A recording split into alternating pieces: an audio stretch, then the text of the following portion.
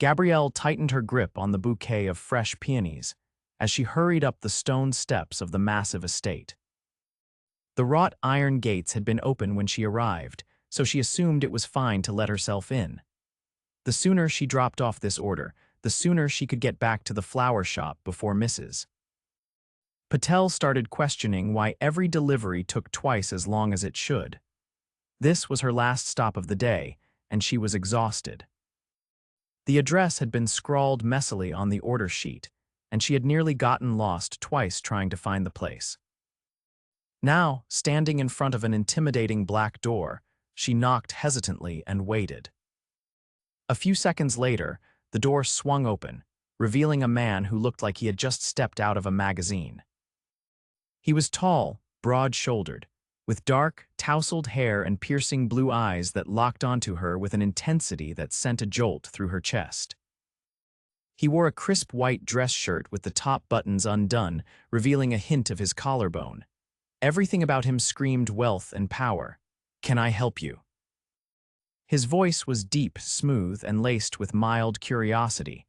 Gabrielle quickly recovered, holding up the bouquet. Delivery for she glanced down at the order slip. Mrs. Calloway. The man arched a brow. Wrong house, no Mrs. Calloway here. Her stomach dropped. Oh no, are you sure? He gave her a look. Pretty sure. Gabrielle groaned and ran a hand through her hair. Great, just great. This is the third mix-up today. The man leaned against the doorframe, watching her with amusement. Rough day. You have no idea, she muttered, shifting the flowers in her arms. I should probably head back and figure out where these actually go. Before she could turn, he extended a hand. Wait. They're peonies, right? She blinked at him. Yeah. His lips curved slightly. I'll take them. Gabrielle's brows furrowed, but you don't even know who sent them. Doesn't matter. I like peonies. He reached into his pocket, pulling out a sleek black wallet. How much? She hesitated. Something about this man was both intimidating and strangely magnetic. It was a prepaid order. I can't just sell them to you. His gaze flickered with something unreadable before he shrugged. Then consider it a favor. You avoid the hassle of going back and I get some fresh flowers. Fair trade.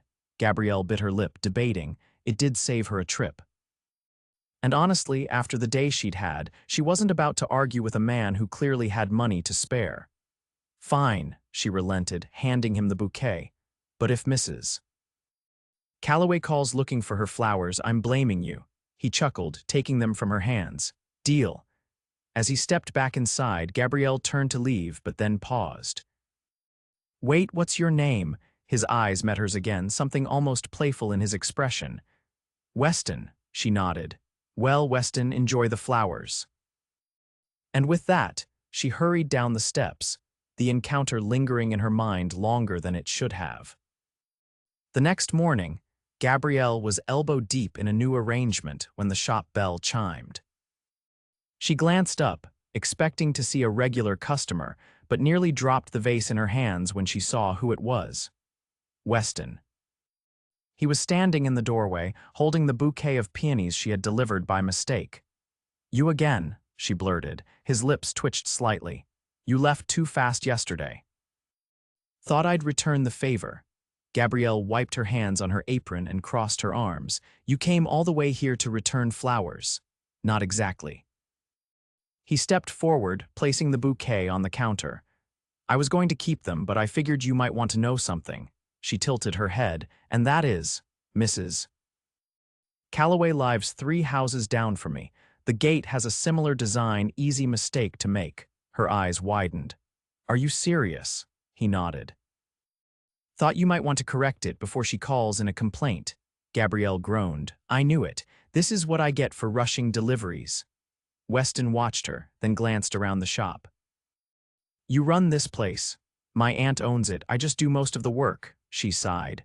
Thanks for the heads up. I'll fix it. He studied her for a moment, then said, have dinner with me. She blinked. What? Dinner tonight? Gabrielle stared at him, completely thrown. You don't even know me. True, but I'd like to. She narrowed her eyes. Is this some kind of rich guy thing? You feel bad for the struggling florist, so you offer a fancy meal. Weston leaned in slightly, his voice dropping just enough to make her pulse jump. "If I wanted to impress you with money, I'd do a lot more than just dinner." She swallowed. The way he looked at her was dangerous, like he knew exactly how to make her heart race. After a long pause, she exhaled. "Fine, but if this turns out to be some pity date, I'm throwing water in your face." His grin was slow and devastating. "Noted." As he walked out of the shop, Gabrielle stared after him, her stomach flipping. What had she just gotten herself into? Gabrielle stood in front of the mirror, smoothing down the fabric of her dress.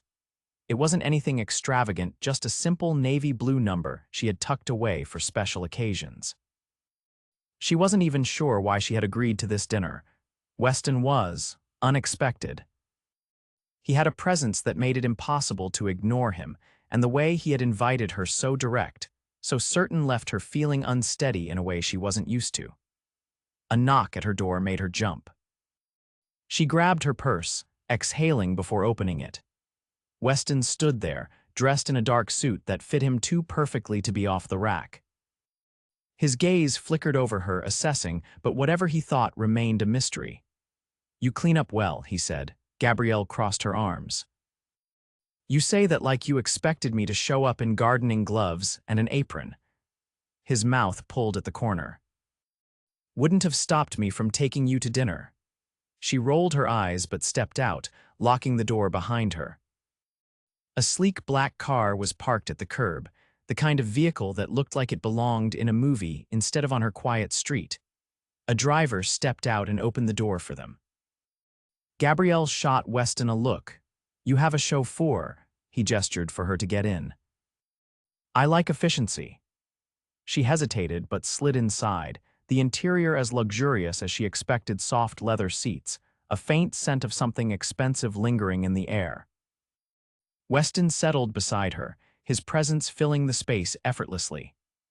The ride was smooth, the city lights flickering past as they drove toward a part of town Gabrielle rarely visited. When they finally pulled up in front of an elegant restaurant with a name she couldn't even begin to pronounce, her stomach tightened. "This place looks fancy," she muttered. Weston glanced at her. "Is that a problem?" She met his gaze. "Depends, do they serve fries?" A low chuckle escaped him. "I'll make sure you get some." Inside, the restaurant was dimly lit, every table draped in pristine white linens. The kind of place where people spoke in hushed tones, and a meal probably cost more than her rent. A waiter led them to a private table near the window, the city stretching out in golden lights beyond the glass. Gabrielle picked up the menu and nearly choked at the prices. "Do they charge extra if you breathe in here?" Weston didn't even look at his menu. "Order whatever you want." She arched a brow. "Easy for you to say." "You're probably one of those people who doesn't even check prices." He didn't deny it, just closed his menu and studied her. "Tell me about you." Gabrielle shifted in her seat, caught off guard. "What do you want to know?" "Everything." She narrowed her eyes. "That's vague." Weston leaned back slightly, watching her like she was a puzzle he was piecing together. "Why flowers?" She tapped a finger against the table. "You mean why do I work at the shop?" He nodded. She thought for a moment. "I grew up around them. My mom loved gardening, and when she passed, my aunt took me in. She owned the shop, so I spent most of my childhood surrounded by flowers. It just became part of me, I guess." Weston didn't break eye contact. "You love it." She gave a small shrug. "Yeah. I do."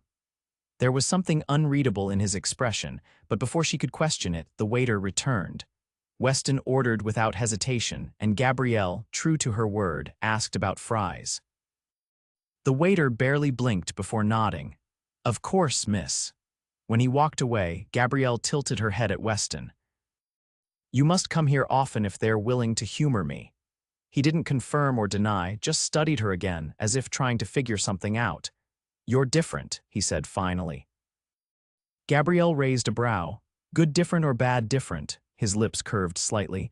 "I haven't decided yet," she scoffed. "Well, let me know when you do."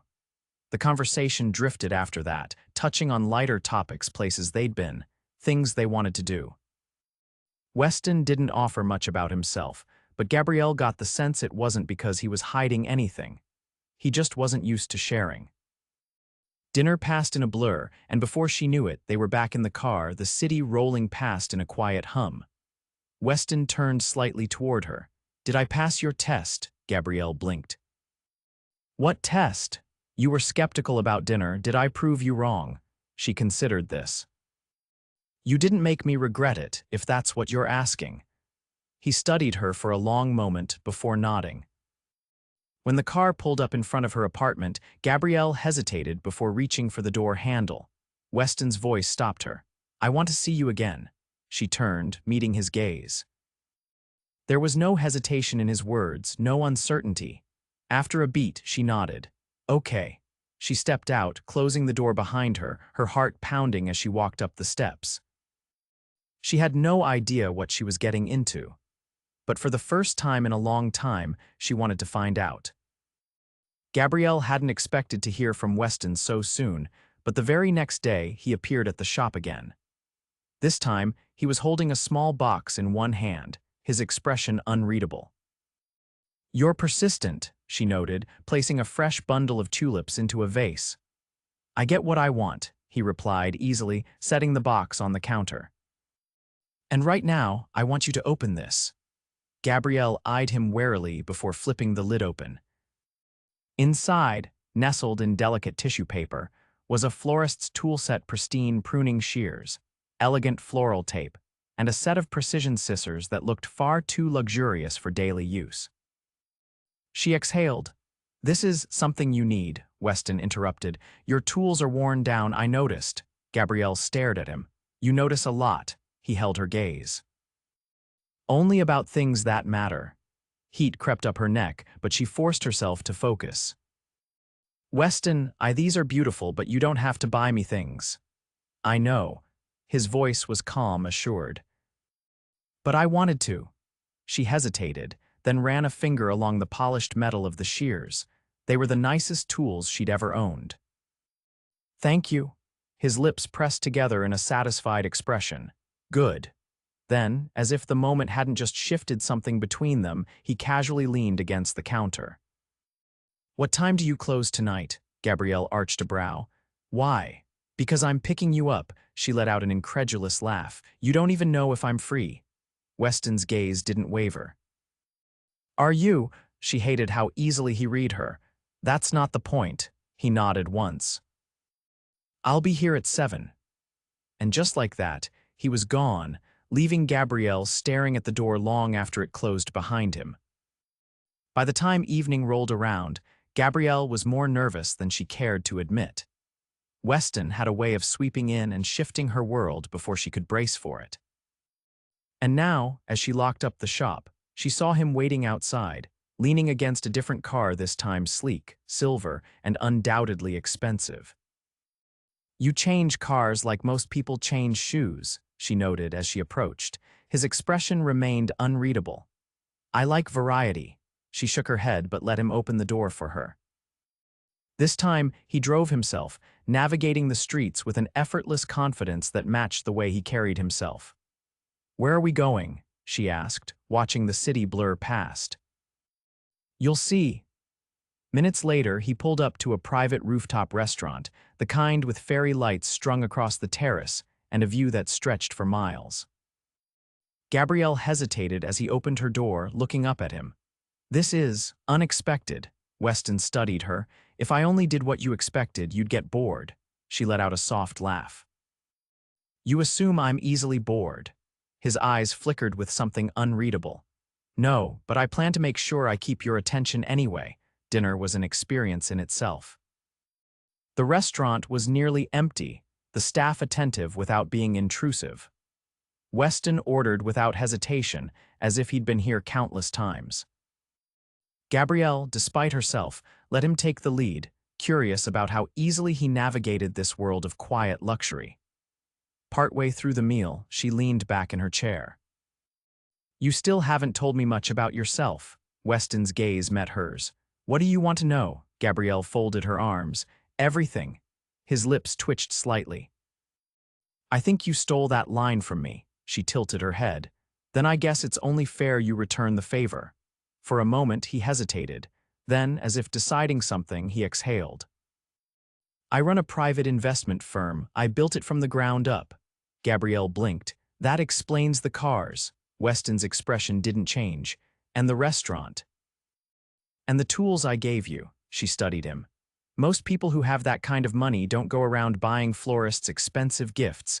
I'm not most people. Gabrielle held his gaze. No. You're not. Something in the air shifted. She could feel it, the weight of unspoken words, the tension humming between them. Then Weston spoke again, his voice quieter this time. I don't do this. Gabrielle frowned. Do what? This. He gestured vaguely between them. I don't chase people, I don't ask questions about their lives, but with you. He exhaled, shaking his head slightly. I can't seem to help myself. Gabrielle's heart pounded. I don't know what to do with that. Weston's gaze darkened. You don't have to do anything. Just let me figure it out. She swallowed. Something about the way he said it low, certain, made it impossible to argue, and for the first time in a long time, Gabrielle didn't want to argue at all. Gabrielle didn't realize how much Weston had woven himself into her life, until the days without him felt strangely empty. The quiet moments in the flower shop, the routine of arranging bouquets, even the simple act of locking up at the end of the night, everything seemed different now, charged with an anticipation she hadn't felt in years. And Weston, he didn't just fit into her world, he overtook it. He appeared without warning, sometimes bringing coffee, sometimes just standing in the doorway watching her with an expression that made her pulse stutter. He didn't demand her time, but he stole it anyway, effortlessly, as if it had always belonged to him. Tonight, however, was different. Tonight he had told her to be ready by 8, no explanations. No hints, just a quiet assurance that she would enjoy it. When she stepped outside, she found him leaning against a different car than before, a deep midnight blue, sleek and polished, as if it had just rolled off a showroom floor. He straightened when he saw her, his gaze sweeping over her in a way that made her skin warm. Without a word, he held out his hand. She hesitated for only a second before slipping her fingers into his. His grip was steady, grounding. The drive was silent, but not in a way that felt awkward. Weston wasn't the type to fill space with unnecessary words, and Gabrielle found herself appreciating that. Instead, she watched the city lights blur past, the low hum of the engine the only sound between them. When he finally pulled up to the destination, her breath caught. A glass-walled private dining space sat atop a rooftop, the view stretching endlessly in every direction. Soft golden lights illuminated the terrace, reflecting off the crystal-clear panels. A single table was set, waiting for them. Gabrielle turned to him, her voice quiet. You did all this. Weston's expression was unreadable. I wanted tonight to be unforgettable. She swallowed, her chest tightening in a way she hadn't expected. He led her toward the table, pulling out her chair before taking his own seat. The night air was cool, but not unpleasant, and for a moment, Gabrielle just took it all in, the view, the quiet intimacy of the space, the man sitting across from her who had somehow managed to turn her world upside down in the span of weeks. The meal was impeccable, though Gabrielle barely registered what she was eating. Her focus was entirely on Weston, the way he watched her, the way his hand occasionally brushed against hers, the way he seemed so at ease yet entirely focused on her at the same time. At one point, he leaned forward slightly, his voice lower than before. Tell me something you've never told anyone. She hesitated. That's a dangerous request. His gaze didn't waver. I can handle it, she exhaled, considering. I used to dream about leaving everything behind, just disappearing somewhere quiet where no one knew me, no responsibilities. No expectations. Weston's expression didn't change, but something in his eyes shifted. And now, Gabrielle met his gaze. Now, I'm not so sure I want to run anymore. A beat of silence stretched between them, charged with something unspoken. Then Weston reached across the table, his fingers brushing against hers. Good. The word was simple, but it carried weight, settling deep into her chest. The night continued effortless and easy until Weston finally stood, offering his hand once more. She took it without hesitation, letting him lead her toward the edge of the terrace. The city sparkled below them, stretching endlessly into the horizon. Gabrielle exhaled softly. "You keep surprising me." Weston's voice was quiet. "I'm not done yet." And then, without warning, he cupped her face, his thumb tracing along her cheek before his lips met hers. The kiss was slow, deliberate, a promise rather than a question. Gabrielle melted into it, her hands gripping the fabric of his jacket as the world around them faded. When they finally pulled apart, Weston's forehead rested against hers, his breath warm against her skin. "I don't do this," he murmured. "I don't fall." Gabrielle swallowed hard, her fingers tightening against him. "Then what is this?" Weston's eyes burned into hers. "Something I don't want to let go of." And in that moment, Gabrielle knew neither did she. Gabrielle hadn't intended to fall for Weston Calloway, but there was no denying it now. He had become woven into her days, slipping into her life with effortless ease, reshaping it in ways she never could have predicted. And the most dangerous part, she didn't want him to stop. Tonight, he had insisted on picking her up after work. No grand plans, no reservations, just an easy suggestion that had left her heart racing. Now, as she locked up the flower shop, she found him waiting outside, leaning casually against the car. His presence was impossible to ignore, always composed, always with that quiet intensity that drew her in like a gravitational pull. "You look tired," he noted, his gaze sweeping over her. Gabrielle let out a breath. Long day, weddings and last-minute anniversary orders. Weston opened the car door without a word, waiting for her to slide in before he joined her. The moment he pulled away from the curb, she felt the tension in her shoulders ease. "Where are we going?" she asked, watching the city lights blur past. "You'll see," he said, his tone giving nothing away. Minutes later, he pulled up to a quiet park on the edge of the city. It wasn't flashy, wasn't extravagant like the rooftop restaurants or private dining spaces.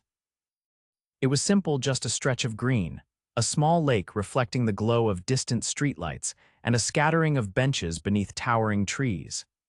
Gabrielle turned to him, surprised. "Not what I expected." Weston leaned back against the car. "Good." She followed him down the path, the night air crisp but not cold. He walked beside her, his hands in his pockets, his usual guarded expression softer than usual. "You needed a break," he said simply. Gabrielle glanced at him. "You noticed." His gaze met hers. "I notice everything about you." Something warm unfurled in her chest at that. They reached a bench overlooking the water, and Weston sat down first, waiting for her to join him. She did, tucking her hands into her lap as the quiet stretched between them. After a moment, he spoke again. "Tell me something you haven't told anyone else." Gabrielle let out a quiet laugh. "You like doing that, don't you? Pulling things out of me." Weston didn't deny it. He just watched her, waiting. She exhaled, glancing at the lake. "When I was little, I used to pretend my mom was still alive. I'd talk to her in the flower shop when no one was around, tell her about my day, about school, about silly things that didn't matter." She hesitated, then added, "Sometimes I still do." Weston was silent for a moment before he reached over, his fingers brushing against hers before fully taking her hand. His grip was steady, warm. "You don't have to explain that to me," he said. Gabrielle swallowed, her throat tight. "Do you ever miss someone like that?" His jaw tightened slightly. "I lost my father when I was young. He was the only person who believed I could build something for myself instead of inheriting someone else's empire. When he died, I stopped letting people get close. It was easier that way." "You don't seem like someone who does easy," she murmured. Weston turned his head, his gaze locking onto hers. "No," he admitted, "but then I met you." The air between them shifted, something deeper threading through the silence. Gabrielle tightened her fingers around his, anchoring them both in the moment. "You terrify me, Weston," she whispered. His thumb brushed against the back of her hand. "Good. You terrify me too."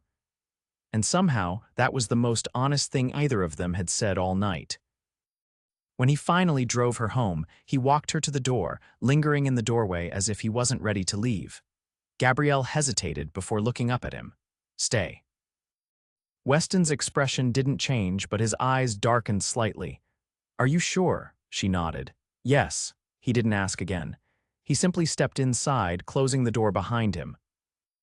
And for the first time since meeting him, Gabrielle realized she wasn't just falling. She had already fallen. Gabrielle woke to the scent of coffee and something warm draped over her shoulders. Blinking against the early morning light filtering through the window, she realized it was Weston's suit jacket. He must have placed it over her sometime during the night. She turned her head and found him standing in her small kitchen, his sleeves rolled up, his expression calm as he poured 2 cups of coffee. She sat up slowly, watching him. The sight of Weston Calloway in her tiny apartment, moving as if he belonged there, sent a strange warmth through her chest. He had stayed. He turned at her movement, his gaze steady as he crossed the room. Without a word, he handed her a cup before settling on the couch beside her. "You didn't have to stay," she murmured, wrapping her fingers around the warm ceramic. Weston rested an arm along the back of the couch, watching her. "You asked me to." Something about the simplicity of his answer made her breath catch. He was always so certain, so unwavering. It was both intimidating and comforting all at once. She took a sip of her coffee, letting the quiet stretch between them. It wasn't awkward, it never was with him. After a moment, he spoke again. "I have to leave for a business trip tomorrow." Gabrielle looked up, surprised. For how long? A week, maybe longer.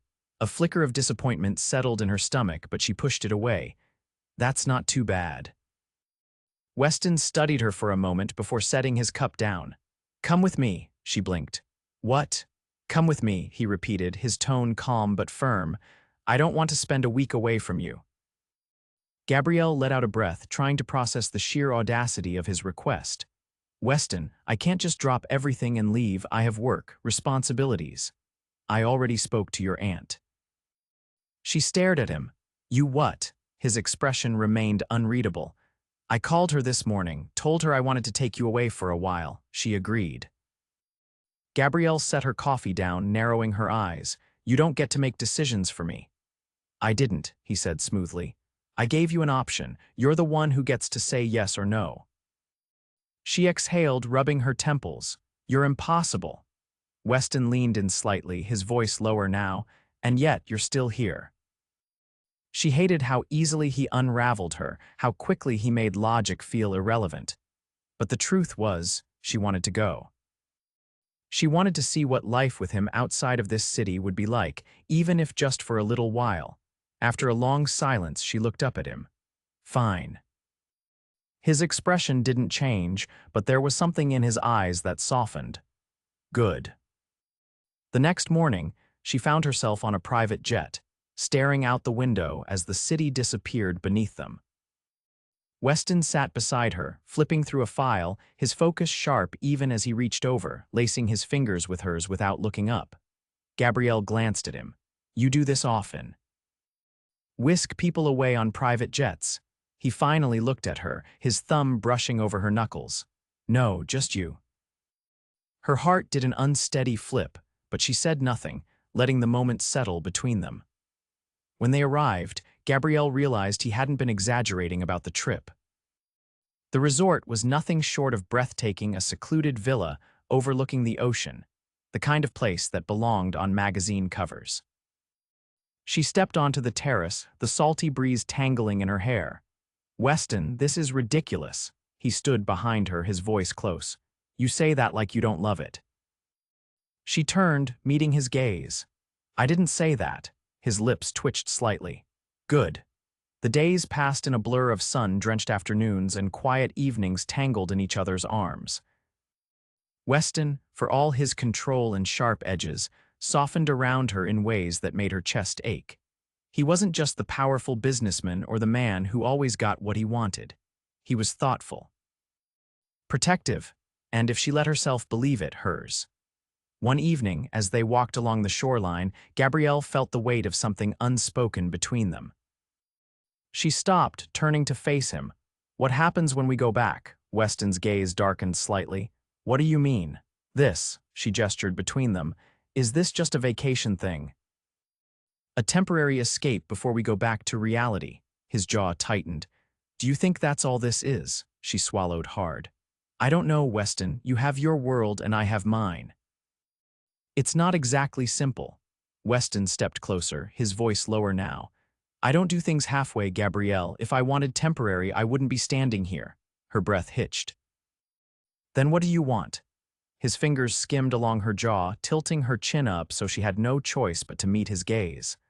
"I want you. Every day, not just here, not just when it's easy." Tears burned at the back of her eyes, but she blinked them away. "That sounds a lot like forever." Weston exhaled slowly, his thumb brushing against her cheek. "It is." And then, just like that, he kissed her deep and slow, like a promise. Gabrielle melted into him, her arms wrapping around his neck as the waves crashed behind them. For the first time in a long time, she wasn't afraid of what came next, because with Weston, there was no next. There was only always.